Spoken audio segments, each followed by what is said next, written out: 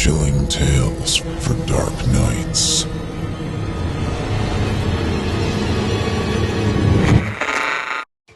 The following performance is a first-round entry in the 2018 Evil Idol voice acting competition, in which you, the listener, get to help decide who wins. I'm Jonathan West, winner of the 2017 Evil Idol competition, and I'll be your host as all of us help decide who will be crowned the next monarch of the macabre. Voting is easy. If you'd like to see tonight's featured contestant move on, simply log into your YouTube account and click the thumbs up icon, or give them a thumbs down if you'd rather they not. Voting on this entry will last for 1 week only, so don't delay. Want to spread the word about Evil Idol and tonight's contestant? Share this video on social media and include the hashtag EvilIdol2018. For myself and the creative team behind Chilling Tales for Dark Nights, good luck to all of our contestants, and thank you, listener, for helping us to coronate this year's Tyrant of Terror.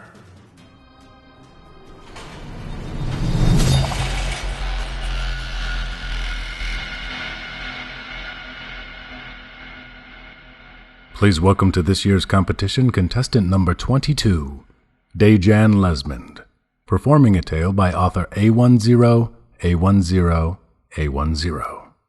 Submitted for your approval, we present to you, I Can See People's Auras, and It's a Curse.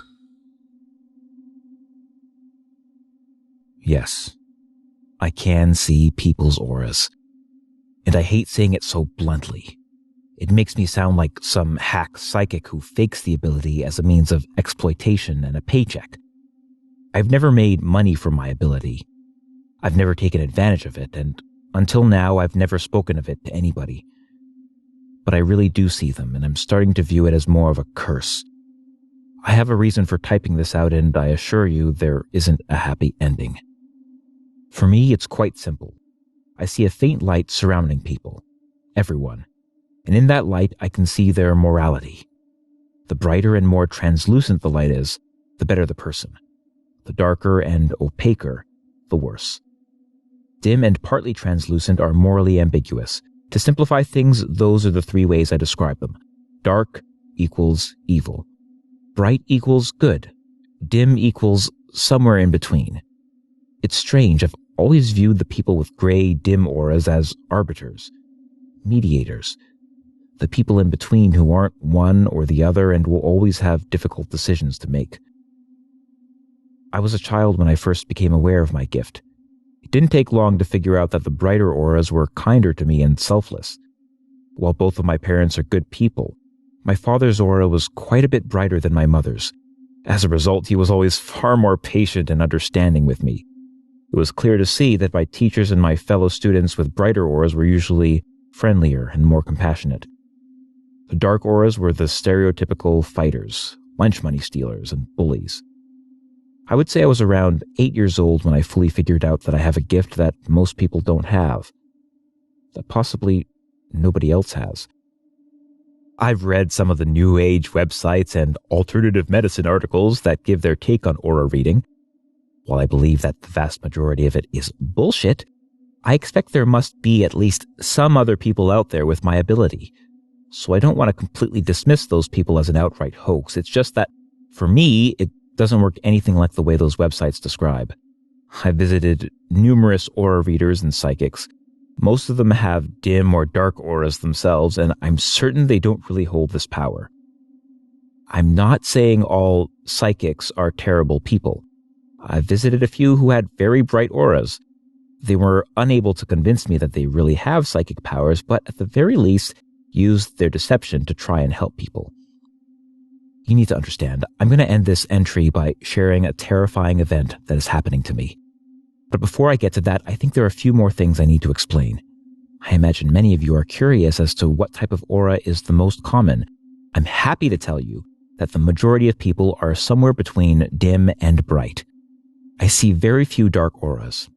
This isn't scientific, and I haven't traveled the world plotting out charts and graphs, but I'd estimate around 60% of people are bright-ish, around 25% dim-ish, leaving just around 15% darkish.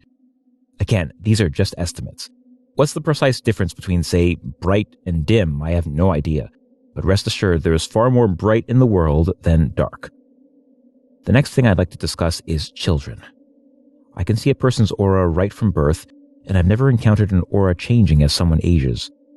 I'm not sure what this means for the whole nature versus nurture debate, and I'm not saying that everyone with a dark aura always behaves terribly or vice versa. A person with a bright aura might be born in horrible conditions, acquire a drug problem, and then resort to thievery to feed their addiction. I think the difference is this. A bright aura thief with a horrible upbringing may rob someone, but they would never intentionally hurt someone in the process. A dark aura thief would kill someone if they could get away with it without even a second thought. Another interesting note. I find the ratio between bright, dim, dark to be similar across pretty much all human activities. Whether I'm at a church or a death metal concert, it always seems to be around that same 60%, 25%, 15% ratio. I once visited a federal prison and was shocked to see that at least half the prisoners had bright auras.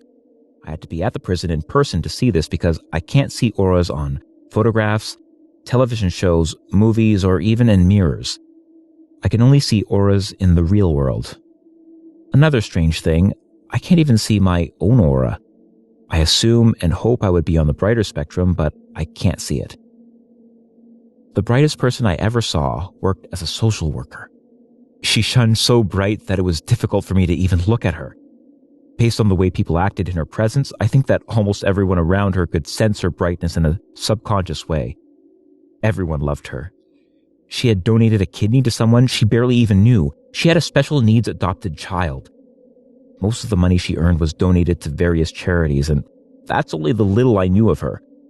This woman shined so brightly that she scared me. It was scary that someone could be so good. But it wasn't nearly as scary as the darkest person I ever saw. I was 20 years old at the time, leaving a club downtown at 2 a.m. A man quietly walked down the street. I didn't see him at first, but I noticed the light dimming around me. This man was so dark that he partly absorbed the light around him. I looked at him long and hard. He looked desperate, cruel, and callous.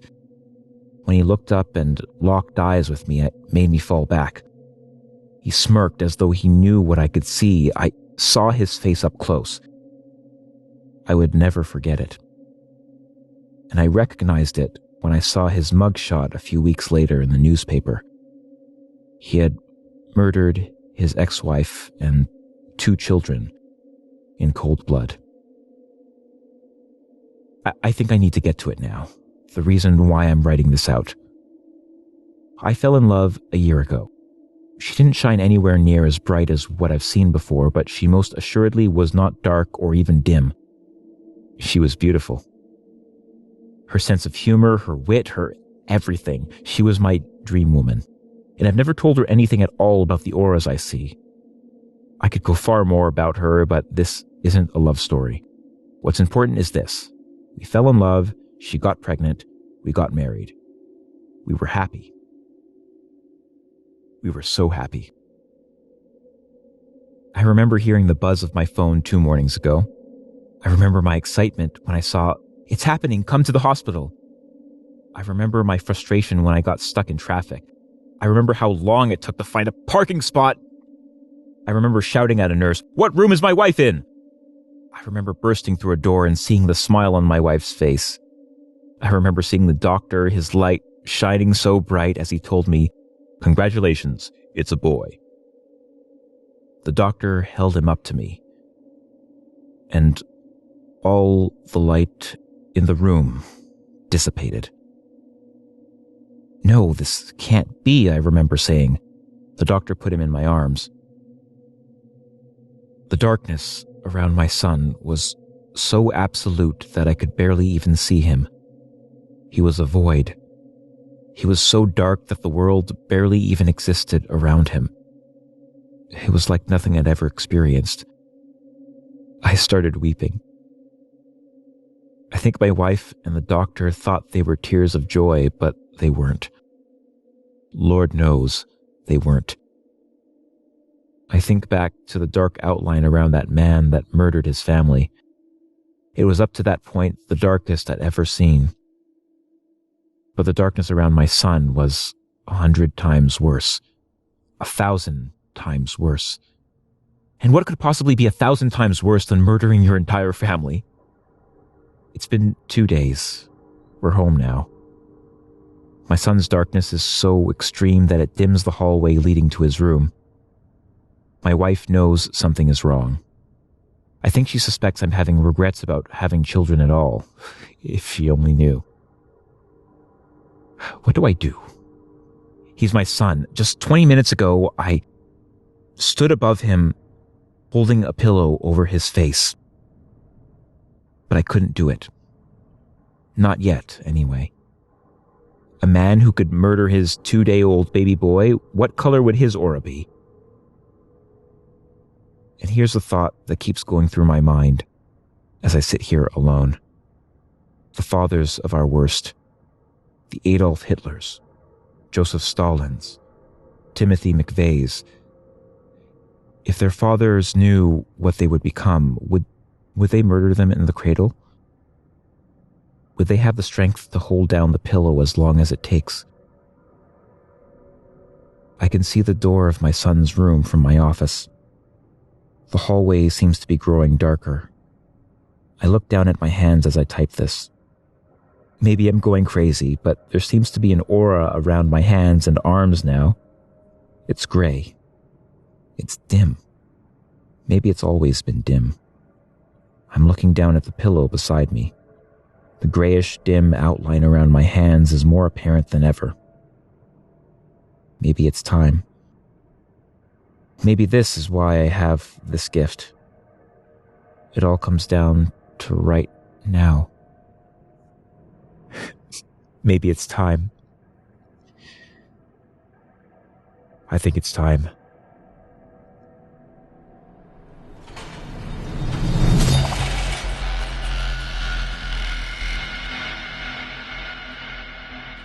Thanks for listening. I'm Jonathan West, reminding you, if you haven't already, to cast your vote for this contestant via either a thumbs up or thumbs down. Voting is easy. Simply log into your YouTube account and click the thumbs up icon if you'd like to see the contestant move on. Or give them a thumbs down if you'd rather they not. Want to spread the word about Evil Idol and tonight's contestant? Don't forget to spread the word by sharing tonight's entry on social media and include the hashtag EvilIdol2018. You've been listening to Chilling Tales for Dark Nights in the 2018 Evil Idol voice acting competition. I'm your host, 2017 winner Jonathan West, inviting you to return every weekday for a new entry from our amazing contestants. Until then, turn off the lights and turn on the dark.